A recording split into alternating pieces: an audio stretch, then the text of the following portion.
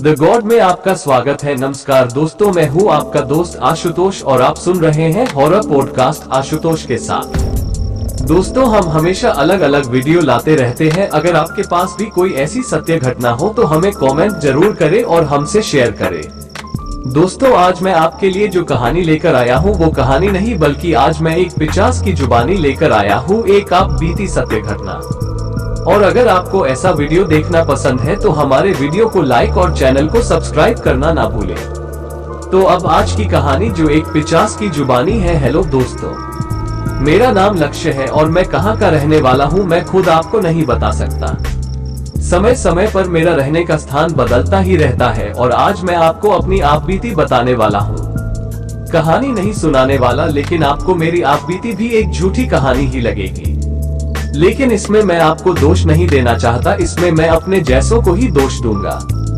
आपकी सोच आपकी अपनी नहीं है, हमारे द्वारा बनाई गई ही तो है, हम ही तो आपको चलाते हैं। लेकिन आप इस पर कभी यकीन नहीं कर पाएंगे। शायद इस कहानी के अंत होने के बाद आपको एक पल के लिए लगेगा कहीं ये सब सच तो नहीं। आप फिर भी यकीन नहीं कर पाएंगे क्योंकि हमने आप पर इस तरह से सम्मोहन किया हुआ है कि आप सोच समझ नहीं सकते हैं। और इसकी शुरुआत कब हुई ये भी नहीं बता सकता। मेरा नाम लक्ष्य है और इसके पीछे कोई और नाम नहीं है, आपकी तरह है, क्योंकि आप एक इंसान है और यह नाम इंसान ही रखते हैं। मैं इंसान नहीं, मैं एक पिशाच हूँ। आपने इंसानों की कई कहानियां सुनी होंगी जब वो भूत प्रेत के चक्कर में फंस जाते हैं। आज आपके लिए मैं अपनी आपबीती लेकर आया हूँ, एक पिशाच की कहानी। जब पिशाच इंसानों के बीच रहते हैं तो क्या होता है, कैसे उन्हें क्या क्या सहना पड़ता है, मैं अपनी इस कहानी में आपको बताना चाहूँगा। बात 1760 की है। तब यूनाइटेड स्टेट्स ऑफ अमेरिका, आज का उस समय ये नाम नहीं था। ऐसे ही छोटे छोटे कई देश बने हुए थे, हर कोई आपस में लड़ने की कोशिश करता था। उस समय हम पिशाचों की टोलियां दुनिया के अलग अलग हिस्सों में इंसानों पर कंट्रोल करने की कोशिश कर रहे थे। आपको इस समय लगता है धरती पर कई तरह के जानवर निवास करते हैं, उनके दिमाग नहीं है और उनसे आगे है इंसान, क्योंकि हम सब सोच सकते हैं। लेकिन आपको मैं गलत साबित कर दूंगा। मैं एक खास इलाके में रहता था, तब मैं पृथ्वी पर पूरी तरह से राज करना चाहता था। इंसान भी अपने से ज्यादा शक्तिशाली लोगों को बिल्कुल देवता की तरह मानने लगते हैं और मैं भी वहां पर एक देवता की तरह रहने लगा था। मेरी ऐसी शक्ति थी कि 50 लोग भी मुझसे जीत नहीं सकते थे। लेकिन मैं उन्हें यह नहीं बता सकता था कि मैं एक पिशाच हूँ। इंसानों को लगता है भूत प्रेत पिशाच एक ऐसे जीव है जो हमें मारने के लिए बने हैं, लेकिन ऐसा नहीं है। पिशाच भी इंसानों की तरह ही सोचते हैं। हम भी अच्छी जिंदगी चाहते हैं, लेकिन हम राज करना चाहते हैं। बाकी इंसानों की तरह नौकर बनकर नहीं रहना चाहते, हम मालिक बनना चाहते हैं। इंसानों पर कब्जा करना ही हमेशा से पिशाचों का एकमात्र गोल रहा है। हम अंत में ऐसा ही बनाने की कोशिश करते ही रहते हैं। उस समय भी इंसानों को गुलाम बनाया गया था, लेकिन सबसे आसान चीज थी लोगों में इस तरह की बदलाव लाना, ताकि कुछ लोग अलग सोचे और कुछ लोग अलग सोचे। तब दो सोच वालों को आपस में लड़ाना बहुत ज्यादा आसान होता था। तब यहाँ पर अफ्रीका से कई काले लोगों को लाया जा रहा था और उन्हें गुलाम बनाया जा रहा था। आपको क्या लगता है उन्हें गुलाम बना कौन रहा था? यहाँ कई ऐसे राजा थे, कई ऐसे लीडर थे जो अपने नीचे के लोगों को इस काम पर लगा देते थे। ज्यादातर हमारी प्रजाति काले लोगों से काम करवाते और गोरे लोगों को बिल्कुल ऐसे महसूस करवाते जैसे वो सबसे अच्छे हैं। इसलिए गोरे और काले दोनों लोगों में फासला बढ़ता गया और इस तरह 1940 में दोनों में लड़ाई शुरू हो चुकी थी, लेकिन तब बहुत छोटे स्तर पर थी। इसके बाद हमें लग रहा था कि सारी इंसानियत पर कब्जा करने के लिए इंसानों को बहुत बुरी तरह से लड़वाना होगा। सन 1960 में तब सिविल वॉर शुरू हुई थी और ऐसे में काले लोग ज्यादातर ऐसे गोरे लोगों से घृणा करने लगते थे, नफरत करने लगते थे और वो अपनी प्रजाति को खोजते थे, ऐसे इंसानों को जो बिल्कुल उनके जैसा हो।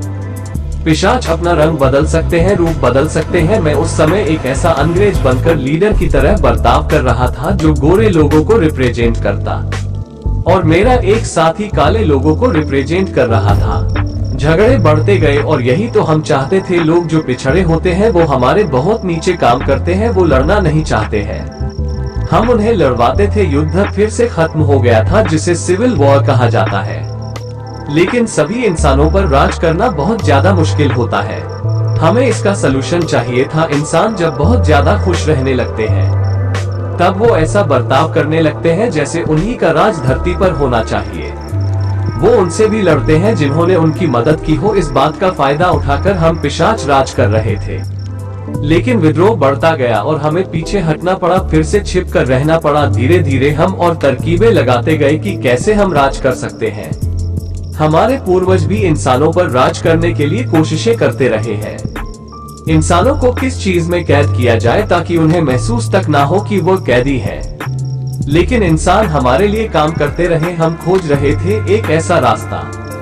इसके बाद मैं आगे की सोच रखने वाला था। 20वीं सदी जब शुरू हो चुकी थी तब सबसे ज्यादा वर्चस्व यूरोप में था। यूरोप में हमारे कई साथी ऊपर वाले पदों पर बैठे हुए थे और हमारे लिए इंसानों पर राज करने के लिए ज्यादा इंसानों को मारना ही सही था। हमने तब युद्ध की शुरुआत करवानी शुरू कर दी। आपको पता है पहले विश्व युद्ध की शुरुआत कहाँ से हुई थी? जो आपको पता है उसके भी अंदर जाने की कोशिश कीजिए। छोटी सी गलती पर बड़ी गलती कैसे हो गई कोई जान नहीं पाया। विश्व युद्ध में जितने लोग मरते जा रहे थे, दहशत उतनी फैलती जा रही थी। हमें मारना इतना आसान नहीं। जब तक आप हमें पहचानोगे हम रूप बदलकर कहीं और चले जाते हैं और इंसान वहीं रह जाते हैं, ये सोचकर कि यह लड़ाई इंसानों द्वारा ही शुरू की गई है। किसी को नहीं पता होता कि पिशाच हमारे बीच में रहते हैं।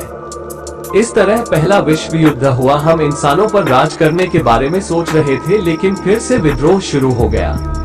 तो दूसरे विश्व युद्ध की शुरुआत हुई जिसमें ज्यादा लोगों को मारा गया। हम बड़े स्तर पर अलग अलग देशों में फैले हुए थे। आपको क्या लगता है इंसान न्यूक्लियर बम इतनी आसानी से बना सकते हैं क्या? इस समय लोगों पर कंट्रोल करने के लिए एक और आसान चीज थी जिसका हमने इस्तेमाल करना शुरू किया, वो था न्यूज़पेपर्स। लोग खबरें सुनना पसंद करते थे। इससे पहले दूर दूर तक खबरें पहुंचाई नहीं जा सकती थी। आम लोगों तक खबरें पहुंचाई नहीं जा सकती थी। न्यूज़पेपर जहां जहां तक पहुंचते लोगों की सोच को कंट्रोल किया जा सकता था। हम जिन शब्दों का इस्तेमाल ऐसे न्यूज़पेपर्स में किया करते, लोगों की सोच उस तरफ बढ़ने लगती, दंगा भड़क जाता था। कई युद्ध तो हमने चुटकी बजाकर करवा दिए थे। दूसरे विश्व युद्ध में भी कई लोगों की मौत जरूर हुई थी, लेकिन हमें लगा अब इंसानों पर कंट्रोल करना आसान है। बड़ी संस्था का निर्माण किया गया जो पूरे की पूरी दुनिया के सब देशों को अपने कंट्रोल में रख सके। उसका प्रतिनिधि भी आपको क्या लगता है कौन बना होगा? लेकिन उसके बाद भी कई देश ऐसे थे जो विद्रोही बन गए थे। अब उन विद्रोही देशों पर सैंक्शन लगाकर उन्हें रोकना आसान तो था, लेकिन धीरे धीरे कई बार ऐसे दोस्त देश जिनको कंट्रोल में किया गया होता, लेकिन वो भी विद्रोह करने लगती है। हमारा ये भी तरीका सही नहीं था। हम चाहते हैं कि सभी इंसानों पर पूरा कंट्रोल हमारा हो, वो हमारे खिलाफ विद्रोह न करे, जैसा हम कहीं वो वैसा करे। ये समय भी शायद सही नहीं था। इसके बाद आगे आगे दुनिया बढ़ने लगी थी, तकनीक नई नई आने लगी थी और उस समय पेट्रोलियम का सबसे ज्यादा इस्तेमाल होने लगा था। यानी गाड़ियां, हवाई जहाज, कई ऐसी चीजें जो पेट्रोलियम से निकले हुए तेलों से जल्दी उसका वर्चस्व दुनिया में बढ़ने लगा था। मैं उस समय अपनी असली जवानी में आया था, दूसरे विश्व युद्ध के अंत के बाद। तब मुझे खुलापन महसूस होने लगा था, क्योंकि हमारी उम्र हजारों साल की होती है और कुछ 100 साल तक हमें कुछ भी करने दिया नहीं जाता, क्योंकि हम छोटे कहलाए जाते हैं। दूसरे विश्व युद्ध के बाद मुझे वो शक्ति मिली थी जिसके बाद मैं अकेला भी काम कर सकता था, लेकिन अब काम लोगों के बीच रहकर नहीं करना था। चूंकि मैं लंबी सोच वाला था, मैं हमेशा से लोगों को देख चुका था, उन्हें जितना भी कंट्रोल करने की कोशिश की जाए वो विद्रोह करने लगते हैं। उसके बाद वो आजाद होना चाहते हैं। मैं चाहता था उन्हें हमेशा के लिए कंट्रोल में किया जाए, उनकी सोच भी कंट्रोल की जाए, उनके हाव भाव भी कंट्रोल किया जाए, उन्हें पूरी तरह से गुलाम बना लिया जाए। इसके लिए मैं इन जंगलों में चला गया था। मैं जंगलों में जाकर आगे की सोच बनाने लगा था। हमारे दिमाग इंसानों से 10 गुना ज्यादा तेज चलते हैं। हम वो चीजें सोच सकते हैं जो आम इंसान नहीं सोच सकते, लेकिन हम फिर भी उन्हें कंट्रोल करने के अलावा कुछ सोचती रही थी।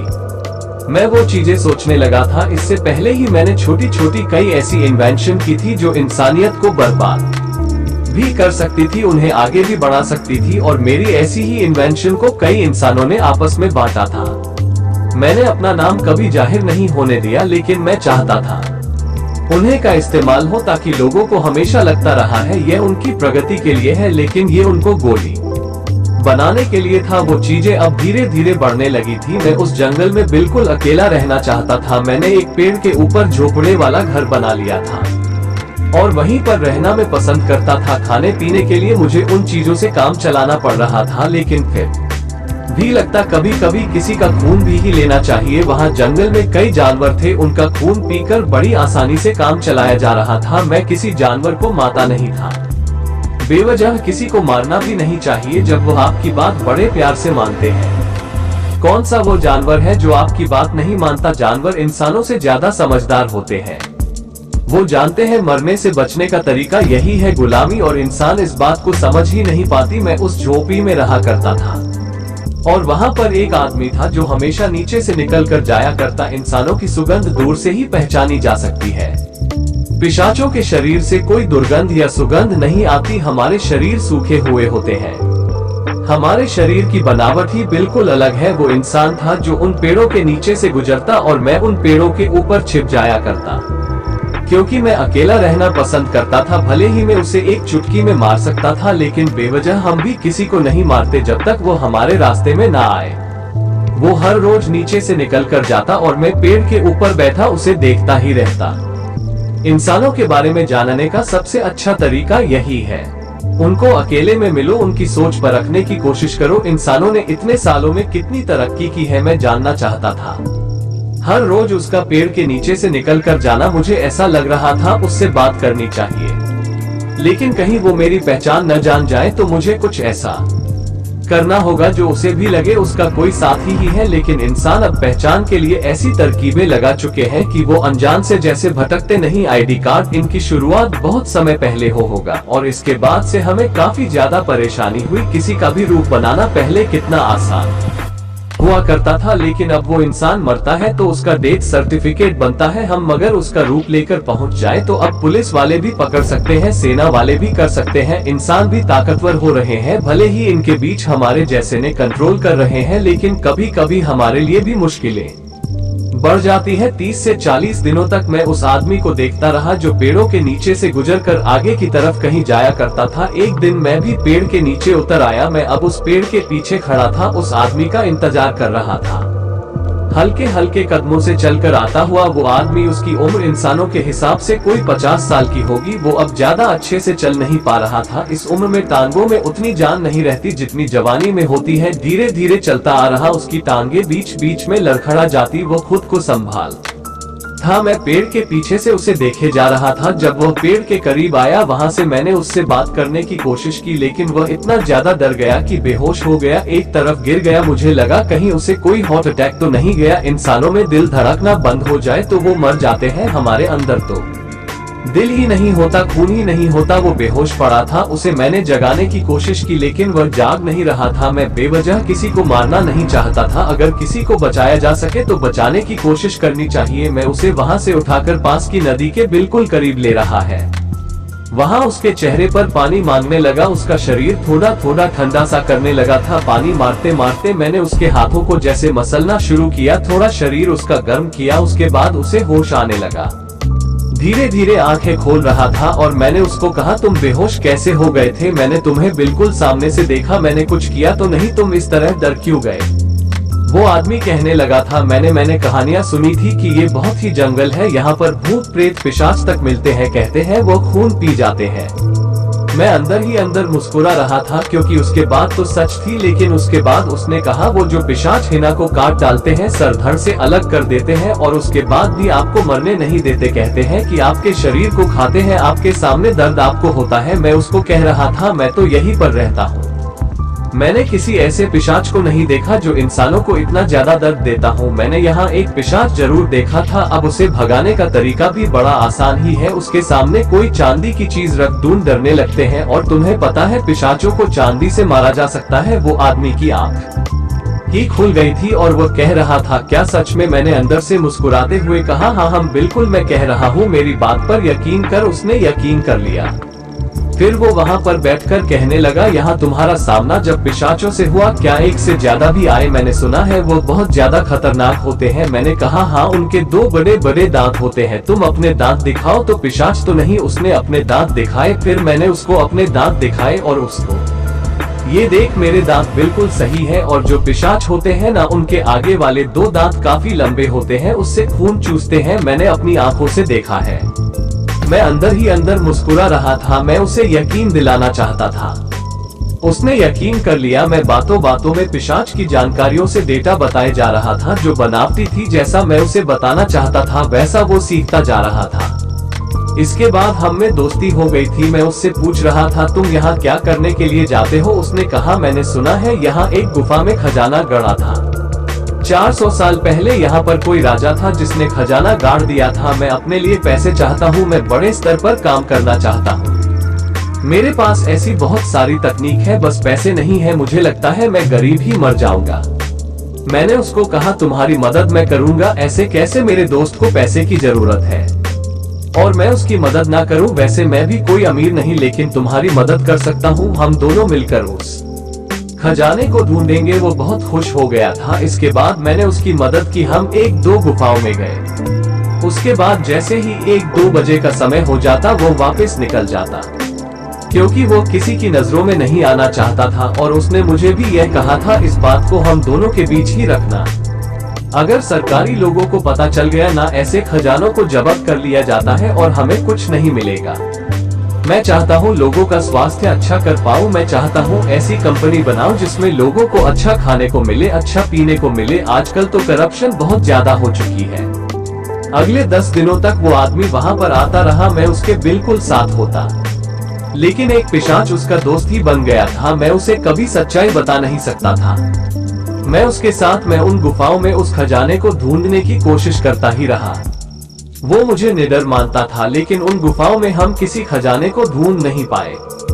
उसके बाद वो मुझे कहने लगा तुम यहाँ क्यों रहते हो? मैंने कहा मेरे पास शहर में रहने के लिए कोई जगह नहीं है, बहुत गरीब हूँ, मैं होमलेस था, मेरे पास घर नहीं था। इस तरह मैंने उसको मना लिया। उसने कहा तुम मेरे साथ रह सकते हो। इस तरह मैं उसका दोस्त बना और उस शहरी आबादी में पहुंच गया जहां पर मुझे कोई पहचानता तक नहीं था। एक दोस्त ऐसा था जिसे मुझ पर पूरी तरह से यकीन था और उसके जितने दोस्त थे वो भी मेरे दोस्त बन गए। इस तरह मैं शहरी आबादी में था और सबको मुझ पर यकीन होने लगा था। मैं उस आदमी के साथ ही काम किया करता था।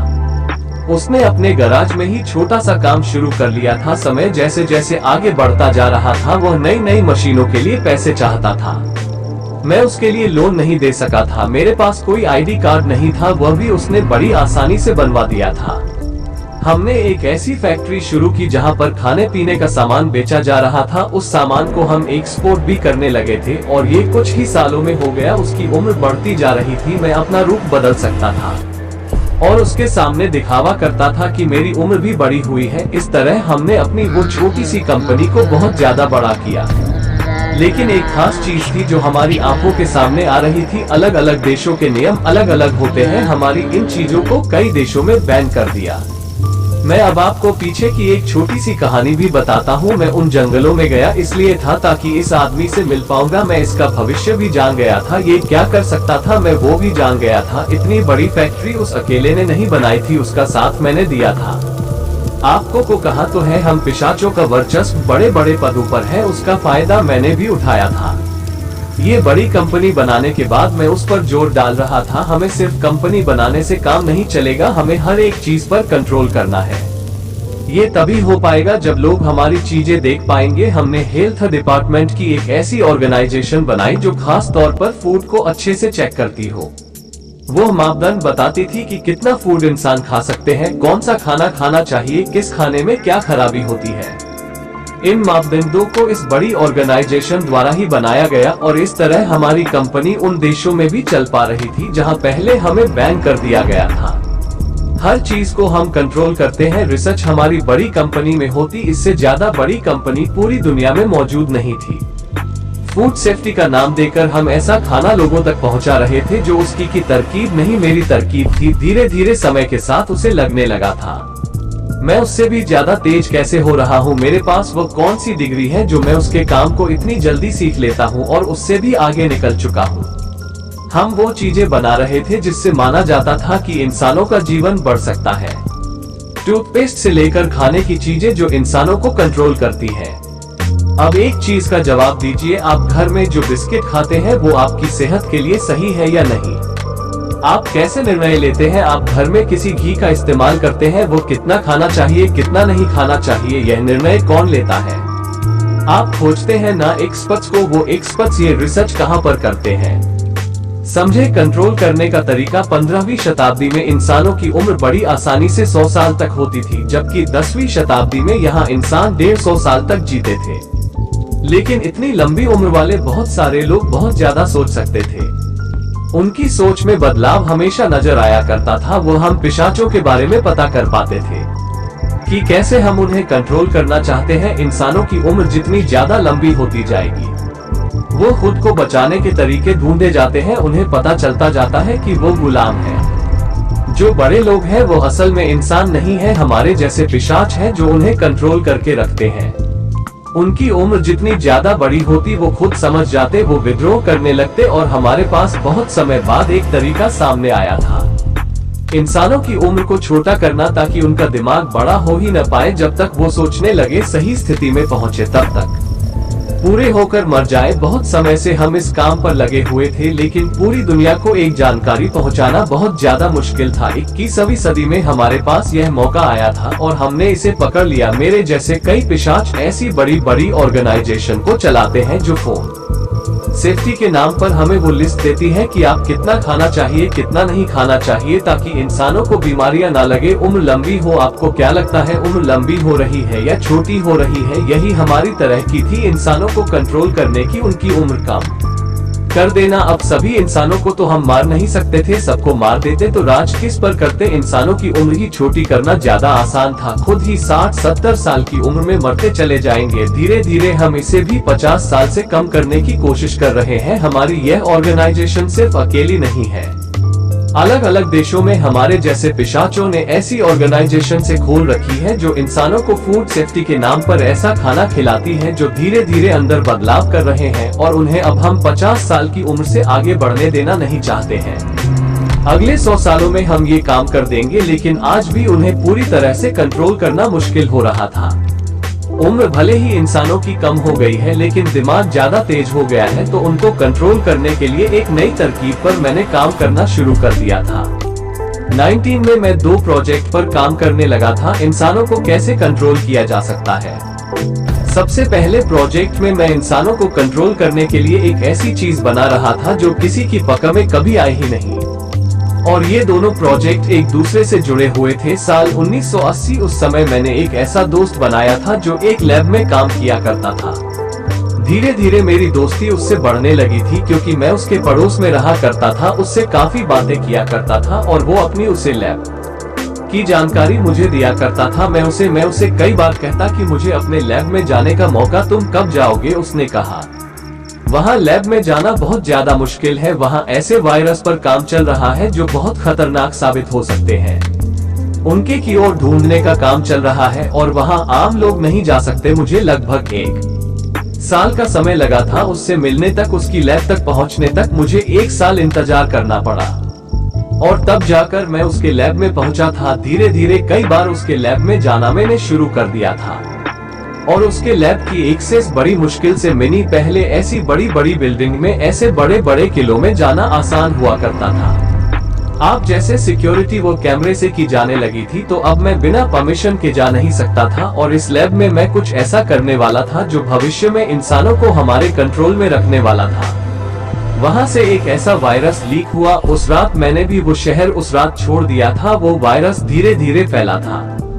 अगले 7 सालों में वह वायरस पूरी दुनिया में फैल गया था और ज्यादातर असर बच्चों पर कर रहा था। जैसा कि मैंने सोचा हुआ था, बच्चे बीमार होने लगे और हजारों की संख्या में बच्चे मारे गए थे। लेकिन कुर्बानी छोटे स्तर पर ही देनी तो पड़ती ही है। जब ये बीमारी काफी ज्यादा फैली तो उसका जो तोड़ था वह भी मैंने ही निकाला था। एक अलग लैब में मैं टेक्नीशियन बनकर पिछले 7 सालों से काम कर रहा था। इंतजार कर रहा था ये बीमारी कब ज्यादा होगी, और वहाँ पर मैंने ही इन्वेंशन की थी, एक ऐसी इंजेक्शन की जिसे लगाने के बाद वो बीमारी दोबारा बच्चे में नहीं होगी, चाहे वो कितना भी बड़ा हो जाए। वो इंजेक्शन पूरी दुनिया तक फैलाना था, और उसके लिए अब वर्ल्ड हेल्थ ऑर्गेनाइजेशन तक पहुंच हमने बना रखी थी। ये इंजेक्शन पूरी दुनिया में फैलाया गया ताकि हर बच्चे को ये लगे इसके लगने के बाद वो वायरस शरीर पर असर नहीं करता था। अब मैं बाद में बताऊंगा इस इंजेक्शन का हमें क्या फायदा हुआ था। उसके बाद मैं अगले प्रोजेक्ट पर काम कर रहा था जो इसका अगला भाग था। मैंने एक ऐसा दोस्त 1990 में बनाया था जो मेरे साथ खेला करता था।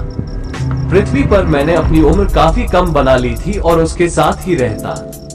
उसकी सोच बहुत ज्यादा आगे थी और मैं उसका इस्तेमाल इसलिए करना चाहता था क्योंकि वो एक ऐसी जगह पर था जहां ये काम को अंजाम दिया जा सकता था। न्यूयॉर्क सिटी यह आधुनिक शहर कहलाया जाता है और हमने नींव रख दी थी। भविष्य में इंसानों को हमेशा के लिए कंट्रोल करने के लिए वो दोस्त मुझसे बहुत ज्यादा बातें किया करता था। उसे बाकियों से बात करने में हिचक हुआ करती थी। उसका दिमाग जीनियस था जिसे मैंने शुरू में ही पहचान लिया था। इससे कुछ बड़ा करवाया जा सकता है। कई ऐसे इंसान हैं जो हम पिशाचों से भी कुछ ज्यादा आगे की सोच रख सकते हैं। उनमें से एक था मेरे साथ। वो हमेशा अकेलेपन को दूर रखने की कोशिश करता, बाकियों के करीब तक नहीं जाता। जैसे जैसे समय आगे बढ़ता गया मैं उसे अंधेरों में रखता कि बाहर की दुनिया अच्छी नहीं है। हमें अकेले में कुछ ऐसा करना चाहिए जो बाकियों के लिए ज्यादा बढ़िया इंटरनेट पूरी दुनिया में फैल जाए। और अब मैंने अपने उस दोस्त के साथ एक ऐसी छोटी सी चीज की शुरुआत की जिसके बारे में मैंने आपको कहा। वो दूसरा भाग है जो इंसानों को कंट्रोल करवा सकता है। बहुत समय हम उस पर काम करते रहे और हमने एक ऐसी वेबसाइट बनाई थी 6 डिग्री, जो सबसे पहले सोशल मीडिया वेबसाइट भी थी। और इसके बाद मैं उसकी जिंदगी से जैसे कार्य भी हो गया। वो मुझे खोजने लगा था, लेकिन उससे जो काम करवाना था मैंने करवा दिया था। जब आप एक आइडिया दुनिया में फैला देते हैं उस पर इंसान खुद ब खुद और काम करने लगते हैं। सबको लगने लगता है मैं भी तो ये कर सकता हूँ और वो भी उस पर काम करना शुरू हो जाता है। यही तो मैं चाहता था। उसके बाद मैंने एक ऐसे आदमी को खोजा जो इसको अगले स्तर तक पहुँचा सकता था। एक ऐसी सोशल मीडिया वेबसाइट जो आज तक चल रही है। आप तक उसे बढ़ाना शुरू कर दिया। अब उसमें लोगों को पहुंचाने के लिए और भी कई तरीके अपनाने पड़े और अब वो जैसी कि मैंने सोचा था लोगों के हाथों तक आ चुका था। ऐसी सोशल मीडिया वेबसाइट एक बनी, उसके बाद एक और बनी।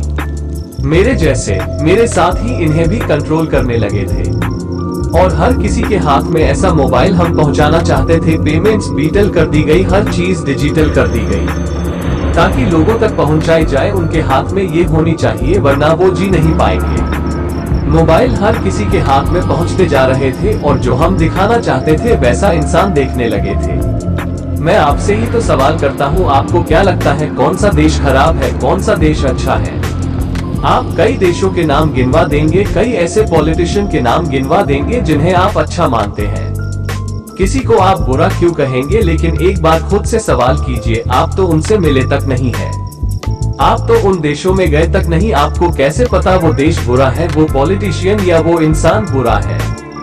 इसे हम इंटरनेट पर उपलब्ध ऐसी जानकारी से ही जुटाते हैं। हमें उससे ही दिमाग खोलने का मौका मिलता है और अगर उस पर कंट्रोल कर लिया जाए तो इंसानों की सोच बदली जा सकती है। इस समय आपकी सोच हमारे कंट्रोल में है। हम जो चाहते हैं आप सोचते हैं, हम जो करवाना चाहते हैं आप वो करते हैं। कहीं पर भी हमें जरूरत हो, जब इंसान विद्रोही बनने लगते हैं हम उन्हें कंट्रोल करते हैं और ऐसे इंसानों के खिलाफ इस्तेमाल करते हैं। हम इस पोस्ट पर हैं, हम कहां से काम करते हैं आप सोच तक नहीं सकते हमारे खिलाफ। विद्रोह करना तो असंभव के समान है, लेकिन फिर भी इंसानों में विद्रोह की प्रवृत्ति थी। हमें पहले से लग रहा था ऐसी चीज लोगों के हाथ में आ जाएगी जिससे लोगों की सोच बदली तो जा सकेगी, लेकिन कुछ लोग ऐसे होंगे जो अलग सोच रखेंगे और फिर से नए इंसानों की बाढ़ आएगी जो फिर से आजादी चाहेंगे। हमने भी इसी के लिए इसे 2 भागों में काम करवाया था। पहले भाग में वायरस, जो असल में इंसानी शरीर में और कुछ नहीं करता था, बस डीएनए को थोड़ा सा चेंज करके बच्चों को मरने पर मजबूर किया था। अब उसे रोकने के जिस इंजेक्शन को बनाया गया था वो माइक्रोचिप थी, जो इंसान के शरीर में डाली जाती रोबोट की तरह वो इंसान के दिमाग में पहुंच जाती। और उसके बाद जो मोबाइल था उसके सीखने से, जिसे हम कान के पास लगाते हैं, किसी के भी दिमाग को कंट्रोल में किया जा सकता। इस तरह हम इंसानों को कंट्रोल करते गए। को नहीं लगता कभी कभी आप कुछ और सोचते हैं, कुछ और दिमाग में कुछ और आने लगता है, आप अपने विचारों को रोक नहीं पाते, आपका दिमाग खुद ब खुद चलने लगता है। 200 साल पहले ऐसा नहीं था, इंसान जो चाहते थे वैसा सोच पाते थे। अब हम आपको कंट्रोल करते हैं। और सबसे कमाल की बात बताऊं आपको, ये कहानी सच है या झूठ, इसे पता करने के लिए भी हमारी बनाई उस चीज को आप ढूंढने की कोशिश करोगे जिसे हम कंट्रोल करते हैं। आपको क्या दिखाना है क्या नहीं दिखाना है हम पहले से ही डिसाइड कर चुके हैं, इसीलिए तो कहता हूँ आप जान ही नहीं पाएंगे। अब आपको एक और सच बता ही देता हूँ, जब बात चली ही है, हम धरती से निकलकर और ग्रहों पर भी रिसर्च करना चाहते हैं। मंगल ग्रह है जहाँ उससे भी आगे के ग्रहों पर हमारा मानना है कि वहाँ पर भी रहा जा सकता है। और आपको क्या लगता है, इस चीज का पता इंसानों में सिर्फ आपको ही लगा है। इससे पहले नहीं लगा, बहुत बार लग चुका है, बहुत बार, और वहाँ से कई बार। आपको ऐसी उड़न तश्तरियां नजर नहीं आती जो धरती पर आती है। आपको क्या लगता है जो यूएफओ नजर आते हैं वो एक झूठ है, वो परग्रही है? जी नहीं, वो इंसान ही तो है जो बस्तियां बसाने के लिए इस ग्रह से निकलकर वहां पर गए थे, छोटी आबादी में। और हम पिशाचों के पास उस समय वो तकनीक ही नहीं थी कि हम वहां तक पहुंच पाते। इंसानों को यहां तक पहुंचाने में बहुत बड़ा समय लगा है और उन्हें अंधेरे में रखना पड़ता है। वो पराये हैं ये कहकर हम अपने हैं ये मनाकर उन्हें खुद के करीब रखना पड़ता है, और उनसे दूर जो उन्हीं के अंश हैं। इसीलिए चांद पर कभी रिसर्च नहीं की जाती है, लेकिन यहाँ से ऐसे विमान जरूर भेजे जाते हैं जो रिसर्च करने के लिए जाते हैं। वो युद्ध है जो हमारी तरफ से छिड़ चुका है, वो अब तक तो बच रहे हैं, लेकिन कब तक झूठ इंसानों तक फैलाया जाता रहेगा उन्हें पता लगने नहीं देंगे। तकनीक उन्नत होती ही जाएगी और जब हम उनसे लड़ने के बिल्कुल बराबर पहुंच जाएंगे, तब इंसानों को ये भी बता दिया जाएगा परग्रही की वो झूठी बातें नहीं थी, वो सच थी। चांद पर भी एलियंस है, मंगल ग्रह पर भी एलियंस है, और तब उनसे सीधा युद्ध छेड़ा जाएगा। वहां रहने वाले उन इंसानों को खत्म किया जाएगा जो इतने समय से हमारे कंट्रोल में नहीं है, हमसे दूर है। उन्हें अपने कंट्रोल में करने के लिए युद्ध छेड़ना पड़ेगा। जो बचेंगे वो कंट्रोल में रहेंगे, बाकी सबको मार दिया जाएगा और इंसान कभी जान ही नहीं पाएंगे, अपनों को ही मार डाला।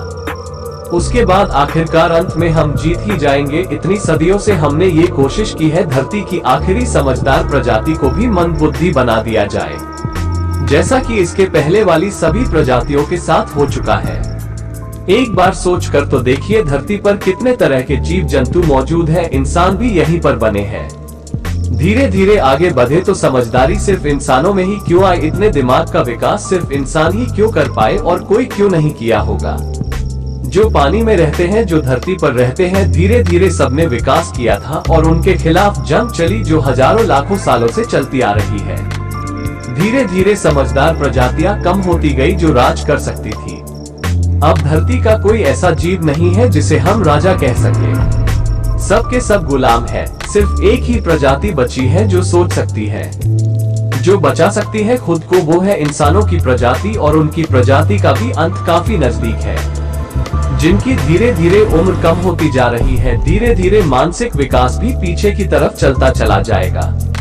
उनके मन बुद्धि की श्रेणी में पहुंच जाने के बाद अंततः हम जीत ही जाएंगे। इस समय इंसान काफी करीब आ चुके हैं, उम्र कम हो चुकी है। काम की बात कहे तो उन्हें लगता है हर चीज मशीन से की जा सकती है। उन्हें लगता है शरीर से ज्यादा दिमाग का इस्तेमाल किया जा सकता है, और उनके शरीर कमजोर होते जा रहे हैं। बड़ी बड़ी संस्थाओं पर हमारे जैसे ही काबिज हैं जो इंसानों को ये शिक्षा देते हैं कि क्या करना है और क्या नहीं। इंसान समझ नहीं पाते, उनकी क्षमता ही कम हो चुकी है। क्या सही है क्या नहीं वो बातों से नहीं मानते हैं, खुद का पता नहीं कर सकते। मशीनें इसीलिए लाई गई ताकि कोई काम करने लायक ही ना रहे। आप खुद ही देख लीजिए, हर रोज आप कितना काम करते हैं जिसे आप कह सकते हैं सबसे अलग है। अगर आज धरती से हर इंसान को खत्म कर दिया जाए, क्या आप इस प्रजाति को आगे बढ़ा सकते हैं? क्या ये कार्य कर सकते हैं? शायद नहीं, शायद 1%। हाँ, हम उस 1% को रोकने में ही लगे हैं। जब यह 1% भी खत्म हो जाएगा, मानसिक स्तर उतना नीचे आ जाएगा, उस दिन हम जीत जाएंगे। अगर भविष्य भी जानना चाहते हो हम क्या करेंगे, सब सोचा हुआ है। आगे आने वाले सालों में इंसानों के शरीर को इतना कमजोर किया जाएगा कि इंसान चल फिर नहीं पाएंगे, कुछ नहीं कर पाएंगे, पड़े रहेंगे। जब पैदा होंगे उसके बाद बस एक छोटे जीव की तरह पड़े रहेंगे, सिर्फ सोच सकेंगे, शरीर हिला नहीं पाएंगे। आखिरी तक ऐसा ही रहेंगे। हम उनकी उम्र निर्धारित कर चुके हैं 30 साल। 30 साल में हर इंसान मारा जाएगा और उनके मस्तिष्क का हम इस्तेमाल करेंगे अपनी मशीनों को चलाने के लिए, जिसको नाम दिया है हमने आर्टिफिशियल इंटेलिजेंस। आपको क्या लगता है साइंस से बने हुए बड़े बड़े कंप्यूटर ये सोच पाते हैं कि क्या करना है क्या नहीं करना है? उसके पीछे दिमाग है, सिर्फ एक मेमोरी में स्टोर किया गया है। कई इंसानों को इस काम पर लगा भी दिया गया है, बाकी जो बचे हैं वो भी धीरे धीरे वहां पहुंचाए जा रहे हैं। बाकियों को पता तक नहीं लगा है, जैसे कि आपके शहर में क्या हो रहा है, आपके साथ क्या होने वाला है, आपको बताया तक नहीं जाता।